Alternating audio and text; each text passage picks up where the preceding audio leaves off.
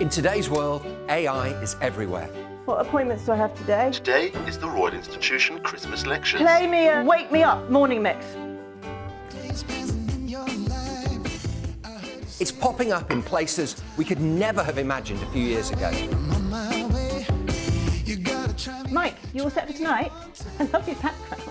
Yeah, I'm just getting in the Christmas mood. Computer, will I need a coat tonight? Yes, take a coat. How aware are we of the AI in our everyday lives? Where can we find it? What does it do? That's what we'll be asking in tonight's lectures.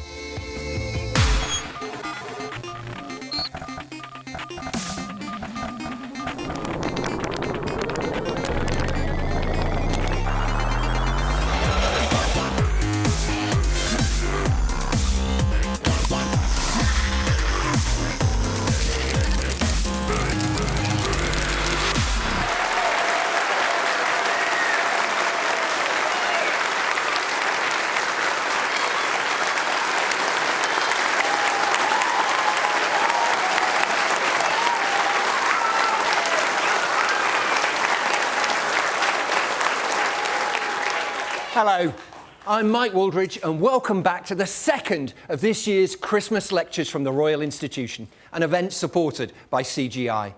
In the last lecture, we saw how today's artificial intelligence was inspired by the human brain. In this lecture, we're going to investigate how AI is shaping our lives today. And we're going to see how games have played an incredibly important role in advancing AI. We're going to come back to the video that we just saw a little bit later on in the lecture, and we're going to discuss exactly where AI features in that video. But first, we're going to start by exploring how AI features in one of our most popular forms of entertainment, video games. Please welcome top GT driver Martin Grady, and from Sony AI, Kaushik Subramanian. Welcome, Martin. Thank you. Take a seat. Make yourself comfortable. Now, Martin, how long have you been racing? I've been racing for 25 years and I've been a pro racing driver for 12 of those. Okay, so what we're going to get you to do today is we're going to get you to play against AI. We're going to get you to play against a racing AI that was developed by Sony AI for the game of Gran Turismo. By the way, who in the audience has got one of these things at home? Anybody? A couple of people have got one of those. So, Martin, you get yourself going. Kaushik, tell us, what did you want to do when you built this AI? Right. The first challenge, what we asked ourselves is, can we develop an AI that can race to beat the world's best Gran Turismo racers in a competitive race? And can the AI learn the required skills to perform at that level? It turns out we can. Kaushik, where exactly is Sophie appearing in this, the AI? So Martin's a race with 19 other AI cars, and they're all controlled by Gran Turismo Sophie here. And the way you can see that is if you look on the left-hand side, you can see all the names of the player cars. And there's a logo which looks like a heart, and all of those logos are the Gran Turismo Sophie cars. And all of those cars, they know what car they're driving, they are aware of each other, and they're, of course, aware of Martin as well. Okay, but they're not all trying to gang up on Martin, are they? They're all independent? They're all trying to get to first place independently. So how did Sophie, the AI, get good enough in this race? This AI, Gran Turismo Sophie, is trained using an approach called reinforcement learning, an approach where the AI learns by trial and error. So at the start, it really doesn't know much about driving, much less the rules of racing. Okay, I think we've got the video showing here of the training. Right, and when you watch this, you're going to see the cars colliding. You're going to see the cars completely losing control, going off the track. And this is just within a few hours of training. This is what it looks like. And after a while, with reinforcement learning, it tries many different things. And then it learns finally the right sequence of actions to be able to race like the way Martin's looking at right now. Oh, crashing apparently. Okay, now we're going to come back later on in the lecture and we're going to learn a lot more about reinforcement learning. But Kaushik, why is a video game like this so difficult for reinforcement learning and just for machine learning generally? Racing has a lot of variability. There are ever-changing situations. When you're driving at the edge of control in those situations, that can be hard. Now, in Gran Turismo, players have access to nearly 500 different cars. And when you take those cars and you put them in a race, those cars can interact in many different ways over multiple laps. And in all of those situations, the AI would need to be skillful and reliable, and that can be challenging. Okay, and how long did it take to train the AI that we're seeing? A single experiment takes about 25 PlayStations and trains for nearly 2 weeks before it can race with other human players. Okay, so Martin, tell us, how are you finding this? How is it different to what you've used previously? Yeah, it's completely different. In the past, you would just race a standard car, just going on the same line over and over. Here you can see they're going defensive, they're reacting to what I do. So if I go for a move, they're going to move to defend that. So they're going to try and block you as you try and overtake? Yeah, they react to my reaction, so then I have to react again. And it just makes it so much more fun to be able to play against that, because there's endless possibilities then. As you can see there, they're going to the right side. It's just really good fun now, because now I've got nowhere to go, essentially. Okay. Now, Martin, I can't help but notice you appear to be playing this game wearing a pair of socks. Is that a pro tip for playing Gran Turismo? It is a pro tip. So take your shoes off, play in your socks, get a more sensitive feel on the pedal, and it allows you to just race that a little bit quicker. Okay, listen to the experts, kids. Okay, thank you, Martin. Thank you, Kaushik, for coming and showing us this game. Thank you.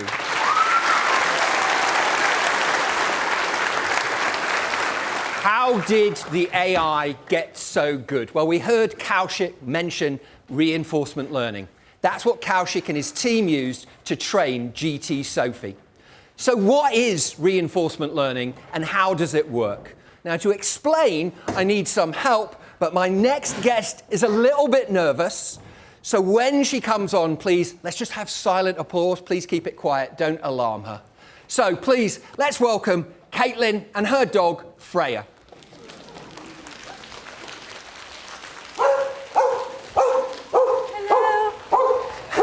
Hello, Kaitlin. Hello, Freya. Hi. Welcome to the Christmas lectures. Thank you. So, Kaitlin, how long have you been working with Freya? So Freya and I have been working together for about 3 years. Her mom kindly let us work together when I was training to be a puppy school tutor, and now we've just started some trick training together. So she very much likes to use her voice, so I apologize for the ears. Okay. So, what are you going to show us today, Kaitlin? How are you going to show us how you train Freya? Yes, so today Freya is going to show us how to pickpocket someone with a handkerchief. What we're going to do is use positive reinforcement to tell her that when she pulls on the handkerchief, then she gets a reward for that. So I use something called a marker. So when I tell her to get it, I'll tell her yes and reward her for what she's done. That's the correct thing to do. So I'm going to tell her to get it. Yes, good girl. Very nice. So first I want to get her interested in this. Yes. Okay, I think she's interested. Nice. So the way I do that is just make it interesting like this. If she pulls on it, yes, and then give her that reward. And then I want to add a cue to it, so a little, Freya, get it. Yes, good girl, and then reward. So it's just following that pattern. Okay. Now, rewards seem to be really important to Freya. Is this a big part of how she learns? Absolutely. So what gets rewarded gets repeated. So the more I reward her for the thing I want her to do, the more it's going to happen. But what I want to make sure of is that she's also responding to the cue. So when she pulled it there, I didn't give her the reward because I want her to respond to that. Because you hadn't given her the cue. Exactly, okay, yeah. I get it. And now the last part of this is the pickpocket part, which I will need your assistance. Okay. If that's okay? Yes. So I'm going to give you that. Yeah. Freya. And if you just pop that in your back pocket for me. Freya, come. Good girl, sit. Okay. Nice, stay. The things I do for the Christmas lectures. Freya, get it. Yes, good job. Very nice. Freya, you're a lot smarter than my dog, I have to say. Well done. Okay, thank you so much, Kaitlin. Thank you, Freya. Remember, everybody, polite, quiet applause, please. Thank you so much. She doesn't want to leave. So how is Freya learning?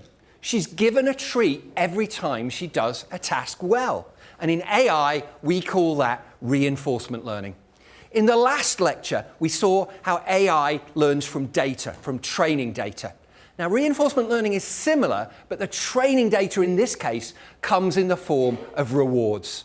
And reinforcement learning is really good for games like Gran Turismo because most games have a score, and we can use scores as the reward. When the AI scores a point, that's a reward.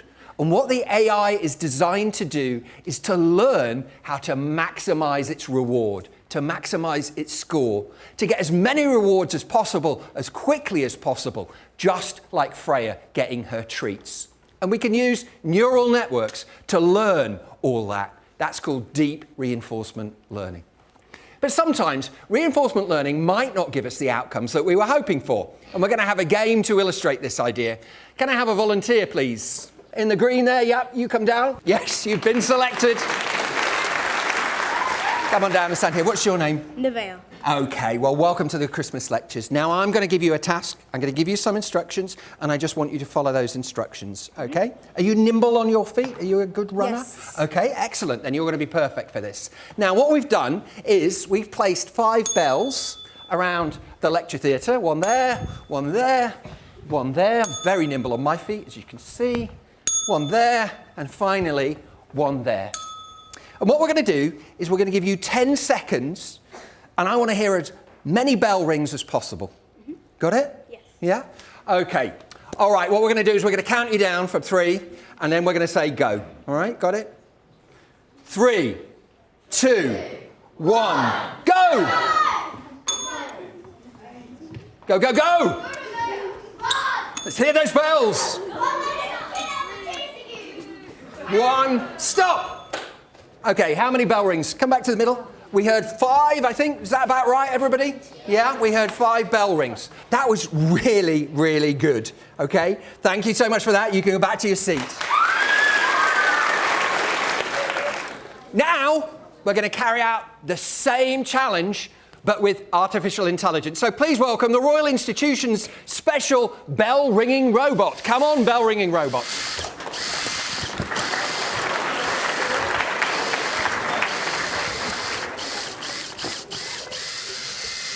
Give me that, honestly.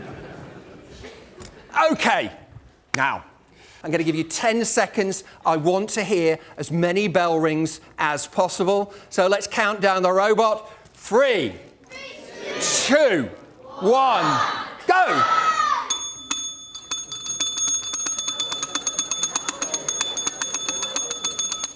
Stop!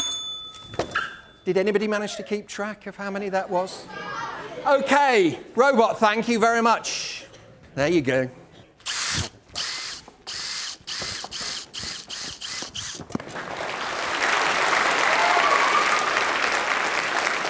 So, our volunteer, you didn't do anything wrong at all because you're a human being. I gave you some instructions and you tried to interpret what I wanted you to do. And what I wanted in my instructions is to hear somebody running around the lecture theatre pressing each of those bells. But actually those weren't exactly the instructions I gave you. What I said is I just wanted to hear as many bell rings as possible. And our robot took the instructions literally. And the quickest way the robot could get a reward was just to stand there and bang that bell. The AI found a way to maximize its rewards without doing what I wanted it to do. The way we set up rewards when we use reinforcement learning is really important because sometimes we can set up rewards so that the AI discovers a way to maximize its rewards without doing what we wanted it to do. And that's what the robot did there. And now what we're going to see is a real example. So let's have a look at this video on the screen. In 2014, the AI company Deepmind trained an AI program to play this game. It's a 1970s video game called Breakout, and it uses reinforcement learning. The more it plays, the better it gets. Now, at the beginning, most of the time, as you'll see, it's just missing. And if it manages to hit the ball, it's just really pure chance. But every time it knocks a brick out, it gets a point. Now, after a bit more training, watch, it never misses. It's reliably hitting that ball back every single time. And you might think, That's actually about as good as it's going to get. It's hitting the ball every single time. But look what happened when they trained it just a little bit longer. Look at the left there. Look what goes on. It discovered completely on its own that the way to maximize its score is to drill a hole down the side of the wall and bounce the ball above. So games are fun for us to play, but they're also a great proving ground for AI, because they can provide big challenges for AI without the possibility of hurting anybody or damaging anything. And earlier, we spoke to the CEO of Deepmind, the company behind that video, Demis Hassabis. You can see at the beginning, the AI, by the way, is trying to focus on his image and not doing a terribly good job of it. I asked him about the importance of games for artificial intelligence. Games and AI have always had a long history together. Actually, if you go all the way back to Turing and Shannon, who sort of invented the field of AI, they all started off with things like chess programs and trying to figure out how could a machine, for example, play chess well. And we use games at Deepmind as a testing ground for our AI ideas and algorithmic ideas, because you need a clear metric to measure them against. And of course, games usually have scores that you can optimize or a win-loss condition, so you can track very clearly if you're making progress. So let's take a closer look at game-playing programs. Okay, and one of the easiest games to play is noughts and crosses. Who plays noughts and crosses? Can you all play noughts and crosses? Okay. In the United States, they don't call it noughts and crosses, they call it tic-tac-toe. And because the US is so big in AI, we have to call it tic-tac-toe in AI as well. I need a volunteer. Who's really good at playing tic-tac-toe? Okay, you at the back, the second from the end, come on down. Hello, come here. What's your name? Emmy. Emmy? Yes. Okay, thanks for joining us, Emmy. What I'd like you to do is come and stand over, just stand about here. Okay. Now, Emmy, we are going to get you to play tic-tac-toe live against the Royal Institution supercomputer. Just stand back a tiny little bit. And this tic-tac-toe supercomputer is called Broderick. What we're going to do is we're going to get you to play against a completely untrained Broderick. Broderick is going to be the crosses player. You are going to be the noughts player, and you're just going to move your piece. You're going to place your piece just by pressing one of those buttons. So Broderick's moved first. You see where Broderick's moved? And now you can play one of your pieces. Okay, moving to the middle. Smart move. Broderick moves. Okay, you need to respond. Okay, Broderick's going to respond again. You get to go again. And you've won! Well done. Turn to face the audience. Take the applause. You never know when it's going to come in life. Okay, so well done. You beat Broderick. But Broderick hasn't got a clue how to play this game. So what we're now going to do is we're going to train Broderick to play tic-tac-toe.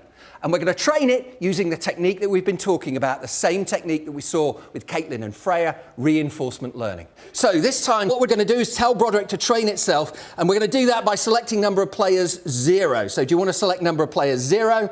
And this is number of human players 0. Broderick is just going to play against itself. Now stay on, Emmy, because you're going to be playing the trained model in a moment. And what we're seeing now is Broderick starting to play itself. And it's cycling through more and more games. And every time it wins a game, it gets a reward. Every time it loses, it gets a punishment. When it gets a reward, that makes it more likely to play the moves it played again. And we're seeing lots of games coming up on the screen, but we're only seeing a tiny fraction of the total number of games that Broderick is playing. Broderick training complete. It's played 20,000 games of tic-tac-toe while we've been watching it. Well, Broderick's trained, but Broderick, how confident are you feeling? Broderick, it seems, is feeling very confident indeed. Emmy, how confident are you feeling? I'm quite scared now. You're quite scared now. There's nothing to be scared of, Emmy. Exactly the same procedure. Emmy, over to you. So we've trained Broderick. Broderick should be better. Let's see if that's the case. Okay. Well spotted. Okay.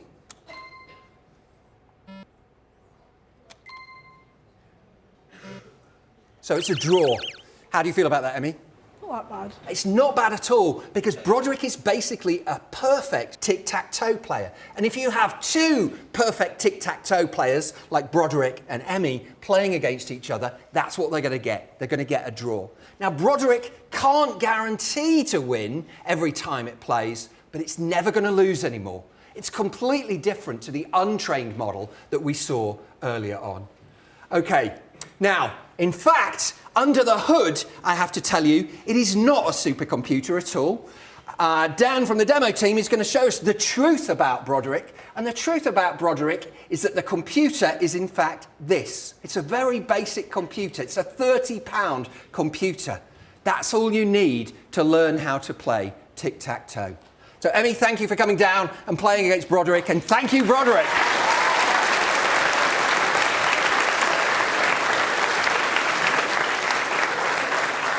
Tic-tac-toe is a simple game. And one of the most important reasons it's simple is the following. The average number of moves that you can make at any point in tic-tac-toe is around about 4. You start with 9 possible moves for the crosses player, then the next player has 8 possible moves, and so on. On average, you've got about 4 possible moves available to you. And we call that the branching factor of the game. But even a branching factor of 4 means that there are close to 20,000 different ways that we can fill in a tic-tac-toe grid.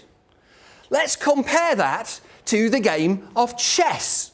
This is a much more interesting and much more difficult game. And one of the reasons that it's much more interesting and difficult is that the branching factor is larger. It's around about 35. And remember, what that means is that from any position on the board, on average, not for every possible move, but on average, you've got about 35 possible moves available. Now let's have a look at another game. This is the game of Go. It originated in ancient China, but it's still hugely popular today in Asia. The aim in the game of Go is you're playing your black stones or white stones, and what you want to try and do is to cover as much of the board as possible with your stones and to surround your opponent's stones on the board. And you just take it in turns to place your stones. So it's a very simple game. It only really has 3 rules.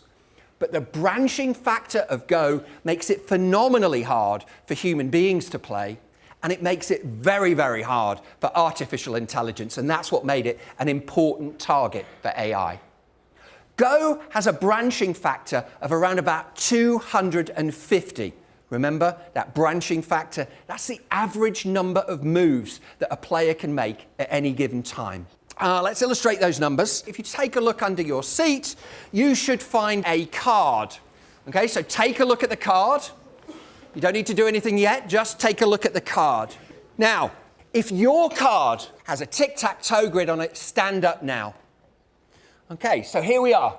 We've got 4 people in the audience holding a tic-tac-toe grid. That's the branching factor of tic-tac-toe. If your card has a chessboard on it, which looks like this, then stand up now. That's 35 of our audience members that are standing up now. That's the branching factor of the game of chess. And finally, if you have a Go board underneath your seat, something that looks like this, stand up now. That's pretty much the entire audience. That's the branching factor of the game of Go, and compare that to the branching factor of the game of chess and those 4 people that were stood up there at the beginning. Okay, everybody, you can sit down now. Thank you. Let's think about the number of game states there are in the game of Go. And it's this number, 10 to the power of 170. We can hardly fit that number on the screen. We never encounter numbers that large in our everyday life. They are literally astronomical. And what we've learned today is a really important lesson about AI. Trying to solve a problem by simply looking at all the alternatives is called brute force. And the AI lesson is this. For problems like playing Go, brute force doesn't work. It will never work because the numbers are just too astronomically large. Even if we turned the entire universe into a computer, it wouldn't be able to play just using brute force. So we need some way of reducing the number of alternatives to check. And these are often called heuristics. And we can use machine learning to help us build heuristics. And I asked Demis Hassabis how Deepmind trained AI to play Go. In the case of AlphaGo, AlphaGo learned for itself how to play Go and the strategies it would use and so on by playing against itself many millions of times. And it used learning systems, so reinforcement learning and tree search techniques, in order to figure out for itself what the right strategies were to be good at Go.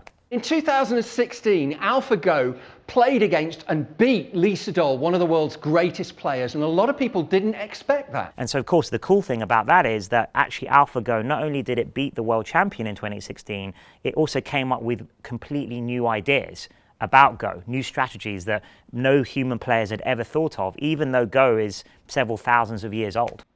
알파고는 실은 뭐 확률적 계산을 하고 그냥 이기기 위한 그런 머신에 불과하다고 생각을 했었는데 그 수를 보는 순간 아니구나. 충분히 알파고도 창의적이다. 정말 아름답고 바둑의 그런 아름다움을 잘 표현한 수고 굉장히 창의적인 수였다. AlphaGo's achievement was a really big step forward in the world of AI. Because of its complexity, we thought that Go was a barrier that AI wouldn't overcome for another decade or maybe even more. And games like Go have been a really great training ground for AI. And the knowledge that we've derived from building AI to play games has led to major breakthroughs in science, as we're going to see later on. And increasingly, AI is embedded in our lives, everywhere that we look. Let's go back to that video that we showed you at the beginning of the lecture. And this time, when you watch it, I want you to try to keep count of how many times you think that AI appears.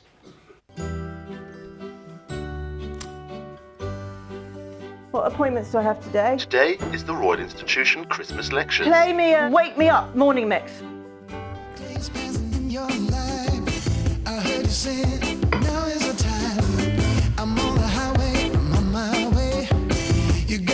Mike, you all set for tonight? I love your background. Yeah, I'm just getting in the Christmas mood. Computer, will I need a coat tonight? Yes, take a coat. This time I ain't gonna stop. We're on a ride to reach the top. Ain't got no money, but I'm full of fun. You can't ignore it, no you won't run. I'd like to introduce you to the person who made that video, science author and broadcaster, Dr. Emily Grossman. Hello. Hi. And welcome, Emily. Thank you. Was what we watched just a normal day for you? Yeah, pretty much. I mean, it was a pretty typical day, although I don't usually end up at the Christmas lectures. OK, now, Emily, before you came on, I asked the audience to watch that video and to keep track of how many times they thought that AI appeared in it. Should we ask the audience? Yeah, let's do that. OK, over to you. OK, what do you think? How many times?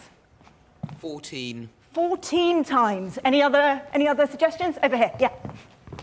10. 10 times. Emily, how many times did you think that AI appeared in that video? Well, actually, somewhere between the two, it was actually 12 times that AI was in the video, so very close, both of you.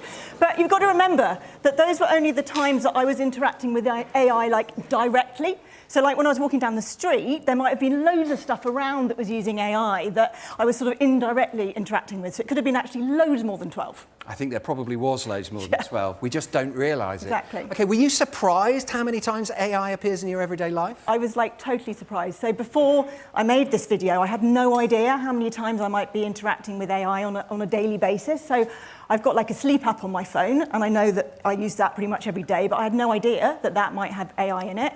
And also things like an app for maps and even traffic lights. I just didn't realise all of that could be using AI as well. OK, Emily, thanks so much for joining us. We really appreciate it. Thank you.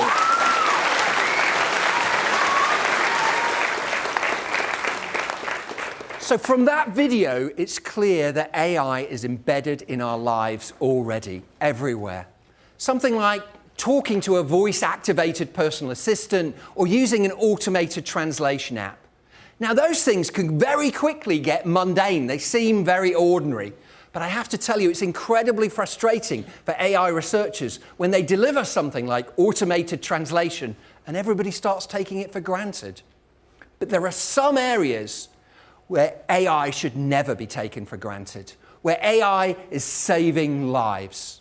Let's have a look at one area that AI has the potential to have a beneficial impact on a global scale, where literally it will save lives and make lives better. AI in healthcare. Let's start by talking about Parkinson's disease. And to help explain this disease, I'd like you to welcome Dr. Rutger Zietsma and former BBC technology correspondent Rory Kaitlin-Jones.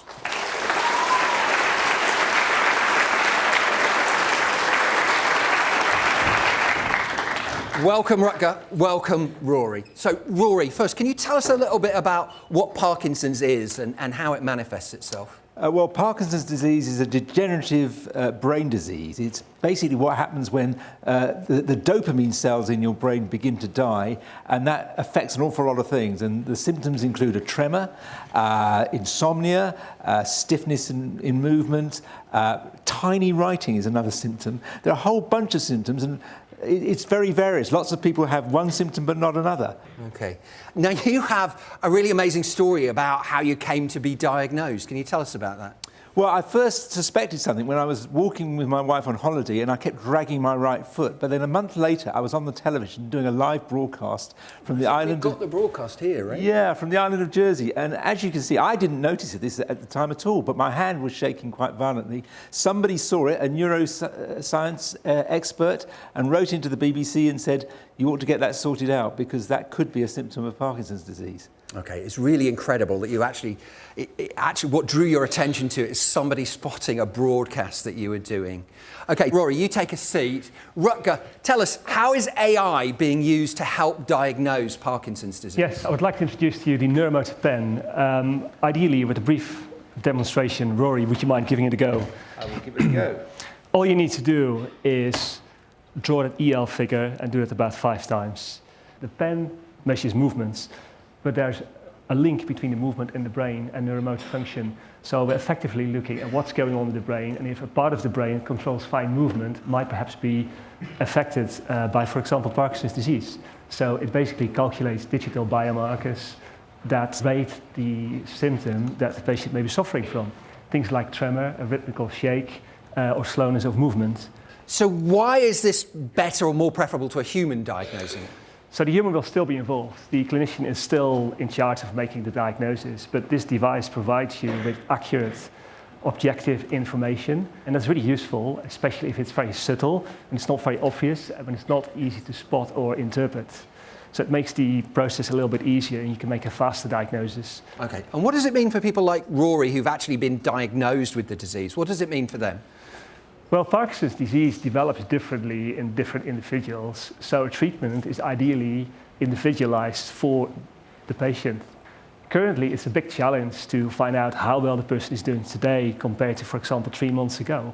By taking these accurate readings, you can find out how much of a drug they need in order to feel well.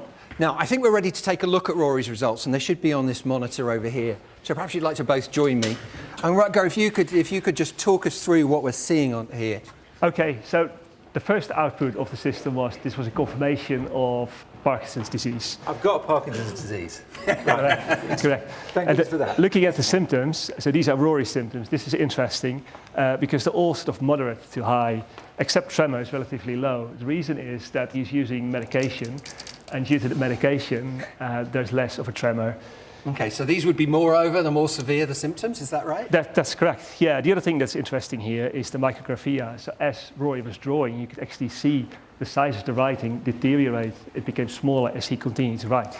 Okay, let's now have a look at somebody with severe Parkinson's disease who's not on any drug. These numbers are obviously a lot higher, simply because there's no suppression of, for example, the tremor.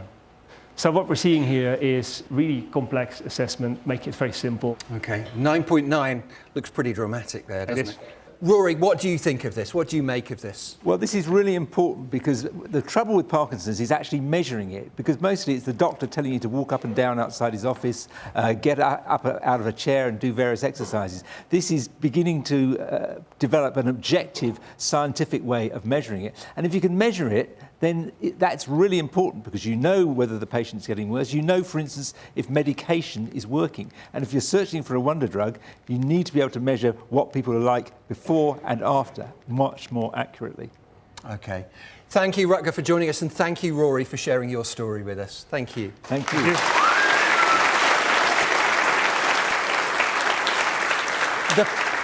The pen uses AI to help spot Parkinson's by comparing against large data sets. But AI very soon might be able to provide far more precise and sophisticated support for people that are pregnant. To explain how, please welcome Professor of Computer Science, Anna Namburete.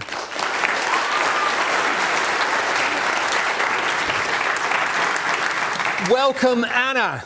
Okay. Thank you. So, Anna, you are working to improve the monitoring of babies during pregnancy. Yes, so I'm developing algorithms to provide better healthcare in pregnancy. And in particular, I'm interested in how we can monitor the growth of the baby's brain when it's inside the womb. Now, the best and most accurate way of doing this is by collecting a 3D scan. And at present, the technology that we use for this is an MRI machine. But an MRI machine, it's very large, it's very expensive. Very expensive. And it's unsuitable for many people, and it's unavailable in most settings. Whereas this? Well, the advantage of using AI in healthcare is that it can revolutionize the way in which we use existing medical technology. So in pregnancy monitoring, we have been using ultrasound machines for over half a century. And while we can't have a pregnant woman or scan a pregnant woman in a lecture theater, we can scan a phantom, which is this 3D model of a mother's abdomen. So can I have a volunteer, please, to help? Okay, we need a volunteer for this. Hard to see with all the lights. I see a keen person here. Yes, come on.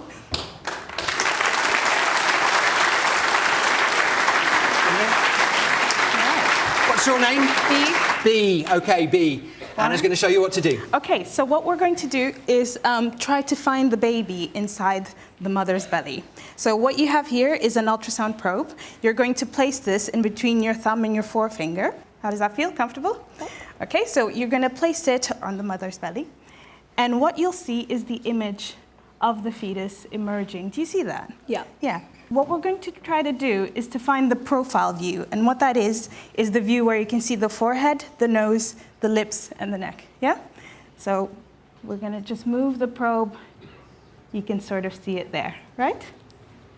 So what you see is this bright kind of oval. That's the skull.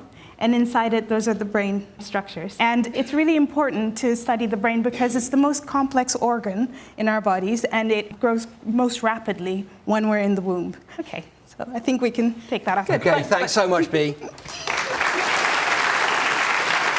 Okay. So, Anna, that was an ordinary ultrasound, but you're using AI, right? You're going to show us how you use AI to help you with this. This is a typical ultrasound image of the baby's brain inside the womb. And what you see, that's the bright oval again, right? So that's the skull. And what you notice is that we're looking at a video, but it doesn't allow us to see or measure the brain in 3D, right? So what AI allows us to do is to turn this fairly grainy video into a 3D reconstruction of the brain. And the way it does that is by taking the video, which is essentially image slices through the brain. And that's what you see here on the right-hand side as this red sheet. And what the AI has done is that it's predicted the position and orientation of the slice of the brain that we see in the video, but in 3D space. And ultimately, it cleverly combines them and reconstruct or produce a single 3D image. And from this 3D image, it allows us to measure the growth of individual brain regions and identify babies that may be in need of further support. Wow. Anna, that's absolutely incredible work. Thank you so much for coming and telling us about it. Thank you. So AI is already pushing back the boundaries across medical science, but it's also revolutionizing our understanding of biology. To help us explore this, please welcome Professor of Molecular Biophysics from King's College, Rivka Isaacson.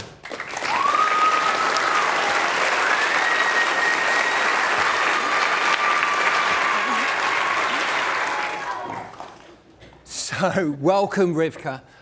Now, Professor of Molecular Biophysics, what do you do exactly? Well, in my lab, we use physics technology to work out the shapes of proteins, which are the molecular machines that do all kinds of important jobs inside our bodies. So why are proteins so complex? Well, they're made as a sequence of amino acids, so it's almost like threading beads with all different shapes and properties onto a string, and then that straight line has to fold up into a really complicated three-dimensional structure like this, which is lysozyme, a protein from our tears that kills germs that fall into our eyes. Okay, so why is knowing the structure like this of a protein so important? Well, kind of like taking a machine apart to understand the way it works. We can't really do that with proteins because they're so small and they're on the nanoscale and they're in our tiny, tiny cells. But we don't have an easy way to find out their shape. But if you know their shape, then you can work out what they do and how they stick to each other and how they move. It's like clockwork, kind of. Okay, so if you know their shape, you can understand how they can help you or hurt you. Is that right? Absolutely. Okay, now while we've been talking, it has not escaped our audience has noticed that hanging above us is a rather large, threatening and strange contraption. So what is it? So apparently this is a protein, and it's a lot bigger, 50 million times bigger than the ones in my lab. So this is a sequence of amino acids, is that right? The linear sequence of amino acids. Yeah, I'm sure you can all tell that's exactly what it is. We all knew immediately that this was a sequence of amino acids.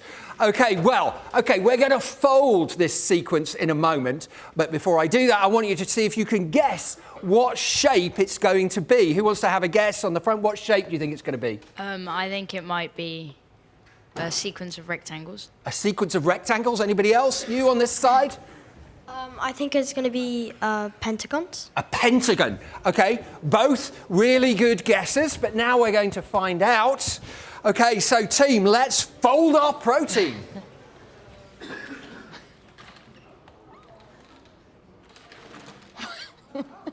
Okay.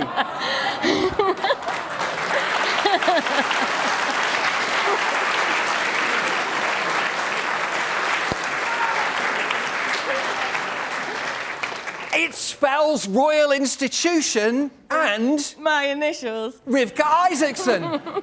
We planned that all along. Okay, so Rivka, what causes these amino acids to fold in the way that they do? Well, so for example, if you have a positive charge over here and a negative charge over here, then they want to be near each other in the same way that a magnet would attract another magnet. And there are lots of other different properties of the amino acids that want to be in particular places within the three-dimensional structure, and that's what helps it find its most energetically favorable position. Okay, so finding out the structure of proteins is a really important part of your job. How did you do it before AI? Well, there are lots of ways to do it, but they're all very expensive and take years and years. So getting to grips with protein structure, protein folding is a really important problem. Rivka, thank you so much for coming and telling us about such a difficult problem. Thank you very much. Thank you.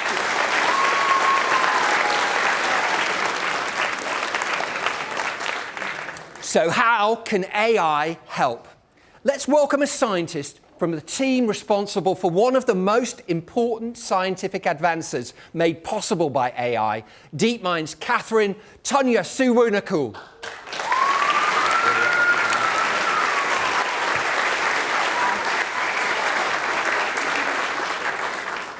Kathryn, welcome to the Christmas lectures. So tell us, what is AlphaFold? So AlphaFold is an AI system that we developed for predicting the structure of proteins. And it takes as input that amino acid sequence, and then like that big thing that we saw above us. Exactly like that big sausage of drain pipes. Yeah. And then it tries to output the folded up protein. Okay, so how did you create it? So AlphaFold's an example of a neural network, and we trained it using all of the experimentally determined structures that Rivka talked about. So there are thousands of those that have been painstakingly determined by scientists. We run AlphaFold on those training proteins, and we compare its prediction against the true structure. and then we try and make it more accurate on those examples. So I think you can show us how AlphaFold is actually used by scientists like Rivka. Absolutely. So AlphaFold can produce a new prediction in a matter of minutes, or you can look up a prediction in the AlphaFold protein structure database. And once you have a prediction, it's useful for figuring out what the protein does, how it interacts, and for planning experiments. So you can see the structure of one of our predicted proteins here, and we actually provide confidence measures to help the scientists understand which parts of this prediction they should rely on. So this is a real protein we're looking at now? This is a real protein, yes. And that is complex. It really is. It's much more complex than that RI example. And when you look at the blue regions, those are the parts where the model is confident, and the orange regions are parts where the model is less confident. So that helps scientists use this prediction. So once scientists know this kind of structure, that's then going to allow them to focus on the stuff that they really need to focus on, right? Yeah, exactly. Structural biology is all about interpreting these things. Okay. Kathryn, thank you so much for joining us and telling us about AlphaFold. Thank you.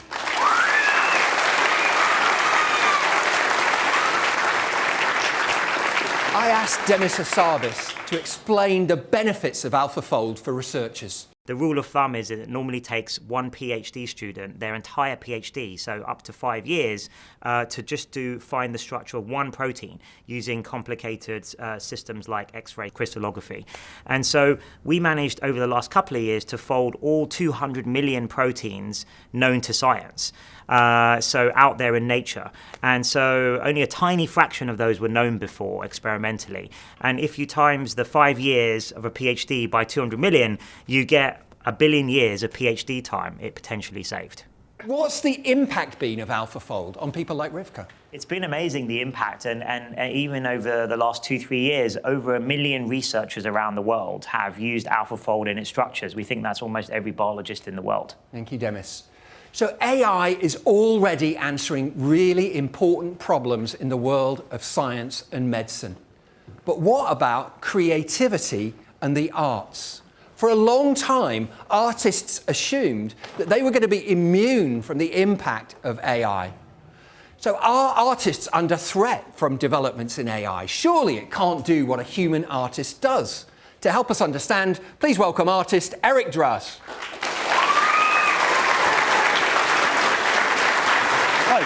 Welcome, Eric. So, Eric, tell us what you do.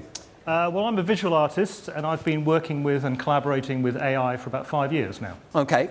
And we're going to use AI to create some pictures live in front of this audience. Is that right? And you're going to steer the process through your laptop, right? So, what I need, we're going to ask you for some suggestions of pictures to create. So put your hands up if you'd like to suggest something that you want the AI to create. Okay. Tell us, what picture would you like to see? Apples. An apple? Just an apple? Okay, Eric, do we think we can do that? I think we can probably do that, yeah. Okay. I didn't even manage to get back to you and you'd already come up with a already there. picture We've of already got an apple. Okay, that certainly looks like an apple. Do you think we can make it a bit more interesting? Well, let's see if we can make it out of Lego, perhaps.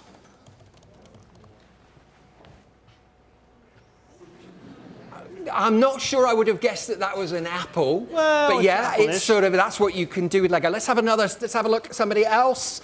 We haven't been at the back here, so let's just come to the back. Okay. And you? A dog. A dog. Do you want it doing anything? Begging? Chasing after a ball.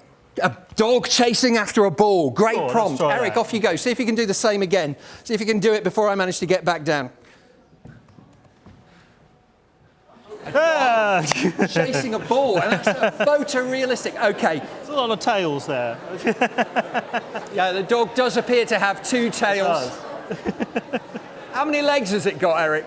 Many legs. So is it just going out on the internet and searching for that picture and it's just pulling that in and showing it to us? Well, no, each of these images is created dynamically on the fly by the neural network and has never existed before. So these images never existed before? Not at all. This is what's known as text to image. So to turn text into an image, you need 2 parts. You need something that can understand text, and you need something that can make pictures. So if we look at the first part, about understanding text, part of the neural network is able to tell you how well the picture it's trying to create matches the words that you've put in. So in this case, this photograph with the prompt, a tabby cat in a basket, gives us like a 93% score. It's pretty confident that that's what it looks like. If we give it the same picture with a different prompt, a London bus, for example, it only says 5%. So what we've got here is like a reinforcement learning we heard about earlier. This is the signal that goes back into the system to tell the machine how well it's doing when it's trying to make a picture. Now, the second part is making the picture, which is using diffusion training. Now, this is a bit of a head fry, but we're going to try and explain it to you. What you do is you take an image and you add some visual noise to it, adding a few random pixels to it. And we're teaching the network the relationship between these pictures. So I know that if I add a bit more noise, it turns into this, and a bit more, and a bit more, and you keep adding noise. And the picture's disappearing. And the picture disappears until you've only got a field of noise. And if you train that on lots and lots of images, for example, lots and lots of cats with lots of different text, the machine is then able to reconstruct images from noise by taking a bit of noise away each time. So if I'm going to try the prompt a tabby cat, and I start with just pure noise, at each step, the network tries to take away the dots that will make it look a bit more like a tabby cat. And you do that over and over and over again until the image emerges. This model has not been trained only on cats. Obviously, it's been trained on millions and millions and millions of images from the internet, along with their associated text. So we've got a bus, or a watercolor painting, or a block of cheese, or playing chess. And once it has all these concepts inside, you can start blending them together. So I can ask for a tabby cat playing chess, for example, because it understands what chess is, it understands what cats are, or a tabby cat on a London bus. Now, the idea of randomizing and then de-randomizing, just introducing noise until the image disappears, and then somehow being able to kind of unrandomize, this, to be honest, is one of the weirdest and most wonderful developments in AI over the last few years. And there's quite a lot of mathematics going on behind the scenes. So even though the image that the AI creates is new, it's worth thinking about how it knows what to create. And it needs training data. Remember, AI needs training data. The more training data it has, the better it's going to be. And so lots of artists are concerned that their images, their creative output, is being used to train AI, which then is used to create images like the one that we've seen. So what is it like for you as an artist using this tool? Well, it's fascinating. It's like having an infinite number of studio assistants. I can ask them to make some ideas for me, and they come back and produce thousands of versions, and I can choose the ones that I like and manipulate them further. So it's actually an incredible resource for creativity. Okay, but you're the artist, you're steering it. I mean, you're not just giving it a prompt and it's doing it, right? Well, to some degree, you give it a prompt and it does something, but it doesn't always do what you want it to. Okay. And it takes a lot of work to get the desired outputs. Okay. Still images are great, but what about videos? Now, before the lectures, we asked you to suggest some dreams that you'd had. If you can dream it, we think AI can produce a video of it. And we picked out from your suggestions some of the more interesting and original ones. And here are a couple of the ones that we got. There was a cat which was eating a fish, and then more fish came and slapped the cat with banana peels. Okay, hands up if you were responsible for this rather remarkable dream. Okay, this was you. Okay, I don't know what you've been eating. The sky was pink. I was walking and fell off a cliff. I landed on a huge marshmallow, of course you did, with a packet of jelly beans on top. Of course there was a packet of jelly beans on top. I ate the jelly beans and the marshmallow and carried on walking. It happened again and again. What a remarkable life you lead. But we picked one from Arabella. Arabella, where are you? Arabella, you're in the middle, right? I'm going to have to pass the microphone. Okay, Arabella, what was your prompt? So I was baking, and I was baking mug cake, and the mug cake started talking to me and telling me some jokes, and yeah. Okay, so Eric, talk us through what you managed to do with that prompt. First thing I discovered is that AI is not very good at mug cakes. It's blended cakes and mugs quite nicely, but I don't think that's quite what you had in your mind. And even if you take one of these cakes, these mug cakes, and I ask it to tell me a joke, it's very difficult to predict how the video model is going to work. And as you can see, this is not quite a cake telling a joke. Here's another one. I quite like this one. It's got a lovely smiley face, but it decided just to rotate him for some reason. I don't know why. So it's early days with this technology, and it's a bit of trial and error. So I changed your prompt slightly and went for a cupcake telling jokes, because the model knows about cupcakes slightly better. And I decided the cupcake wanted to start its career in stand-up comedy at a comedy club called The Happy Cake. Now, as you can see, text is one of the things that AI is not very good at the moment. Can't spell happy. It can't spell happy.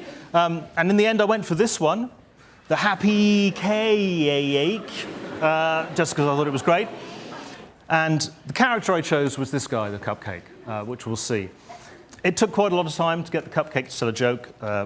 As you can see, it grew a moustache in this one. I don't really know why.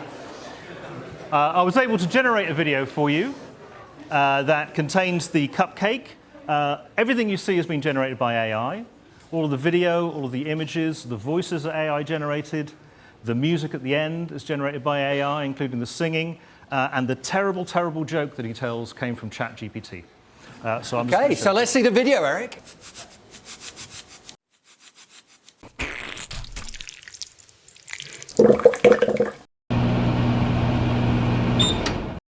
I love telling jokes. Wow, open mic night at the Happy Cake Comedy Club. This is my chance. Why did the cupcake become a stand-up comedian? Because it had a talent for delivering punchlines that were as sweet as its frosting. Wow, I'm a hit. Everybody loves comedy cake.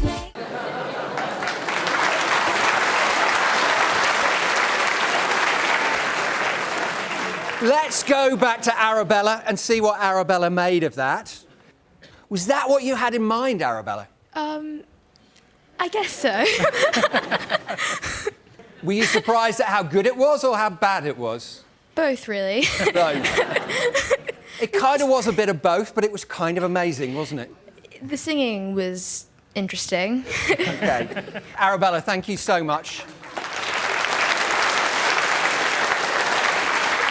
Arabella, Eric, you're going to have to fight over who gets the Oscar for this one, I think.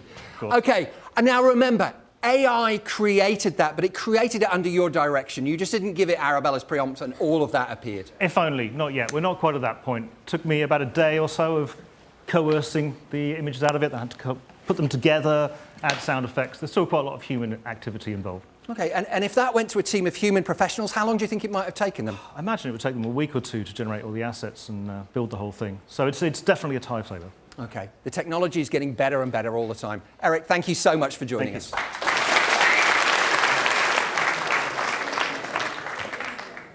In this second lecture, we've looked at how AI is being used all around us in our everyday life. It's reshaping our healthcare systems and asking us to confront what creativity means, what art means. Does AI democratize the means of producing art? Is art created with AI tools less emotional or engaging than that created by humans? Is it even art? You have to decide that. But remember, AI is a tool. It's not a mind like you or me. In Lecture 3, we're going to look into the future. We're going to consider the dreams that we have for AI, but also the nightmares. We're going to consider the ways in which this new technology might develop in directions that we don't want it to develop. And we're going to try and understand how we can avoid those directions. Thank you. AI is here now. Discover the different ways it may already be revolutionising your life in my exclusive interview. To watch, head to bbc.co.uk/RI and follow the links to the Open University.